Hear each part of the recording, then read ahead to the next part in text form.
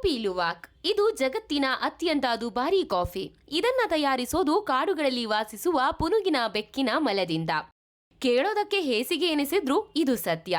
ಪುನುಗಿನ ಬೆಕ್ಕು ನಮ್ಮ ದೇಶದ ಪಶ್ಚಿಮ ಘಟ್ಟಗಳಲ್ಲಿ, ಆಗ್ನೇಯ ಏಷ್ಯಾದ ಕಾಡುಗಳಲ್ಲಿ ಕಾಣಸಿಗುತ್ತದೆ. ಈ ಪುನುಗಿನ ಬೆಕ್ಕಿಗೆ ಕಾಫಿ ಹಣ್ಣುಗಳು ಇಷ್ಟವಾದ ಆಹಾರ.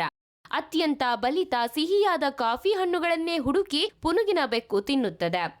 ಹಣ್ಣು ತಿಂದ ನಂತರ ಕಾಫಿ ಬೀಜಗಳನ್ನ ತನ್ನ ಮಲದ ಮೂಲಕ ಹೊರಗೆ ಹಾಕುತ್ತದೆ. ಇದೇ ಕಾಫಿ ಬೀಜಗಳನ್ನ ಸಂಗ್ರಹಿಸಿ ಸಂಸ್ಕರಿಸಿ ಕಾಫಿ ಪುಡಿಯನ್ನ ತಯಾರಿಸಲಾಗುತ್ತೆ. ಹೀಗೆ ಪ್ರಪಂಚದ ಅತ್ಯಂತ ದುಬಾರಿ ಕಾಫಿ ತಯಾರಾಗುತ್ತದೆ. ಹಿಂದಿನ ಕಾಲದಲ್ಲಿ ಕಾಡಿನಲ್ಲಿ ವಾಸಿಸುವ ಬೆಕ್ಕಿನ ಮಲದ ಮೂಲಕ ಕಾಫಿ ಬೀಜಗಳನ್ನ ಸಂಗ್ರಹಿಸಲಾಗುತ್ತಿತ್ತು.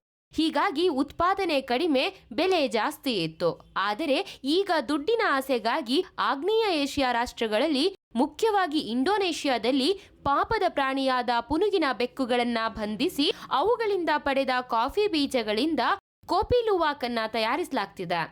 ಒಂದೆಡೆ ರುಚಿ, ಇನ್ನೊಂದೆಡೆ ವಿವಾದದ ಕೇಂದ್ರ ಬಿಂದು ಈ ಕೋಪಿ ಲುವಾಕ್ ಕಾಫಿ.